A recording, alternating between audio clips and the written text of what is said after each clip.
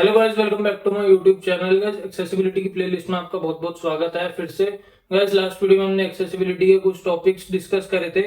इस वीडियो में मैं आपको एडीए यानी अमेरिकन डिसेबिलिटी एक्ट के बारे में बताने वाला हूं, जो कि 1990 में लागू हुआ था और इसके क्या फायदे थे, क्यों ये एक्ट लागू हुआ, वो सब हम इस वीडियो में डिस्कस करेंगे।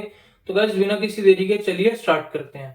गाइस, आज का टॉपिक होने वाला है अमेरिकन डिसेबिलिटी एक्ट एडीए। देखो, एक्सेसिबिलिटी और जो डिसेबल पीपल्स होते हैं वो साथ साथ ही चलते हैं।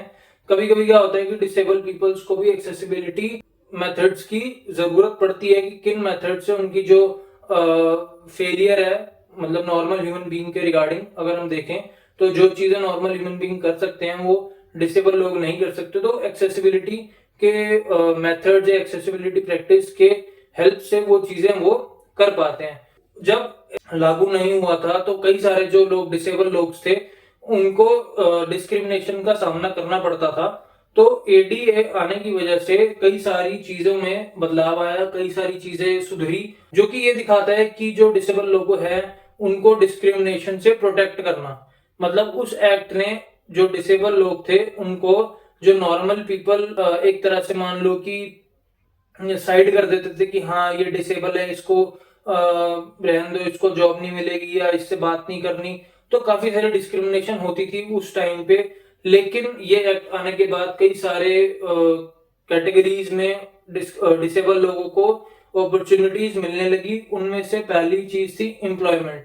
तो गाइस, एम्प्लॉयमेंट एक बहुत बड़ा फैक्टर होता है किसी भी बंदे के लाइफस्टाइल में। तो अगर मान लो जो नॉर्मल बंदा है उसको आराम से एम्प्लॉयमेंट यानी जॉब मिल सकती है, लेकिन डिसेबल बंदे पहले के टाइम पे क्या होते थे कि कोई बंदा अगर देखता था कि ये बंदा डिसेबल है तो उस बंदे को आप उतनी अपॉर्चुनिटी नहीं देते थे पिछले के टाइम में। लेकिन आज के टाइम पे ऐसा नहीं है। आज के टाइम पे उनको एम्प्लॉयमेंट मिल जाती है, वो भी मतलब सेम लेवल पे मिल जाती है, कोई ऐसी दिक्कत वाली बात नहीं है। उसके बाद ट्रांसपोर्टेशन पे मतलब उनका आना जाना, उनको आने जाने में दिक्कत होती थी। तो जैसे मान लो एक एग्जांपल है व्हील चेयर। तो अगर मान लो पहले के जमाने में व्हील चेयर नहीं होती थी या व्हील चेयर का इन्वेंशन नहीं हुआ था, तो तब डिसेबल लोगों को काफी दिक्कत होती थी आने जाने में। तो व्हील चेयर होने के बाद या मान लो क्या कहते हैं पब्लिक ट्रांसपोर्टेशन एक्सेस नहीं होता था, तो पब्लिक ट्रांसपोर्टेशन एक्सेस उनको मिलने लग गया, व्हील चेयर भी उनको मिलने लग गई, जिनकी वजह से वो कहीं भी आ जा सकते थे। उसके बाद पब्लिक अकोमोडेशन। तो जैसा कि डिस्क्रिमिनेशन एम्प्लॉयमेंट में होता था वैसा ही डिस्क्रिमिनेशन पब्लिक अकोमोडेशन यानी होटल्स रेस्टोरेंट्स में होने लगा। तो उन्होंने क्या किया इस एक्ट की मदद से कि उन्होंने ये बोला कि ये जो डिसेबल लोग हैं इनका भी पूरा पूरा अधिकार है नॉर्मल लोगों की तरह कहीं पे भी रहने का, कहीं पे भी कुछ खाने का, कहीं पे भी जाने का। तो ये उनको पूरे अधिकार मिलने चाहिए। उसके बाद पब्लिक अकोमोडेशन के बाद टेलीकम्युनिकेशन। अब फॉर एग्जांपल मान लो टेलीकम्युनिकेशन में क्या आता है कि वो कैसे कम्युनिकेट कर सकते हैं लोगों से।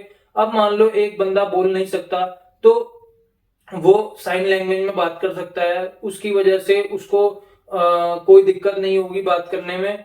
और गवर्नमेंट ने भी बोला कि हर एक रेस्टोरेंट में, अमेरिका के रेस्टोरेंट्स में उनको साइन लैंग्वेज आनी चाहिए, जिसकी वजह से जो बंदा बोल नहीं सकता या ऐसी डिसेबिलिटीज हैं जिसकी वजह से वो बात नहीं कर सकता, वो सारी डिसेबिलिटीज को काउंटर करने के लिए उस रेस्टोरेंट में ऐसी फैसिलिटीज होनी चाहिए जिनकी वजह से उसकी जो डिसेबिलिटी है वो हट सके या उनकी डिसेबिलिटी दिखाई ही ना दे। तो टेलीकम्युनिकेशन एक बड़ा मेजर फैक्टर था जिसकी वजह से उनको काफी हेल्प मिली इस एक्ट के दौरान। उसके बाद सर्विस एनिमल्स। देखो, सर्विस एनिमल्स में क्या था कि गवर्नमेंट खुद भी इनिशिएट ले रही थी सर्विस एनिमल्स का। जो बंदे डिसेबल है या जो बंदे मान लो देख नहीं सकते, आपने काफी दफा देखा होगा कि जो ब्लाइंड पर्सन है उसके साथ एक सर्विस डॉग होता है, या मान लो कोई ऐसा पेट होता है जो उसको गाइड करे। तो फॉरेन कंट्रीज में क्या होता है कि सर्विस एनिमल्स को भी ज्यादा से ज्यादा अपॉर्चुनिटी या ज्यादा से ज्यादा संख्या में उनको समर्थन मिलने लग गया कि हाँ कि डिसेबल लोगों को सर्विस एनिमल्स यानी पेट डॉग्स यानी गार्ड डॉग्स की जरूरत है। तो गाइस, इस वीडियो में यानी जो अमेरिकन डिसेबिलिटी एक्ट है यही पॉइंट्स हैं जो मैंने आपके साथ अभी डिस्कस करे हैं कि अमेरिकन डिसेबिलिटी एक्ट के आने के बाद क्या क्या चेंजेस हुए डिसेबल लोगों की लाइफ में। तो मैं डिसेबल नहीं बोलूंगा, मैं स्पेशली एबल्ड बोलूंगा, क्योंकि डिसेबल बोलना थोड़ा अजीब लगता है। तो बस यही छोटा सा एक टॉपिक था जो मैंने आपके साथ शेयर किया। बाकी अगर आपको ये वीडियो अच्छी लगे तो प्लीज इस वीडियो को लाइक करें, साथ में अगर आप चैनल पे नए हैं तो प्लीज चैनल को सब्सक्राइब करें, ताकि ऐसी वीडियोस आपके पास पहुंचती रहे। तो गाइस अभी के लिए इतना ही, मिलते हैं नेक्स्ट वीडियो में। Till then I will see you next time.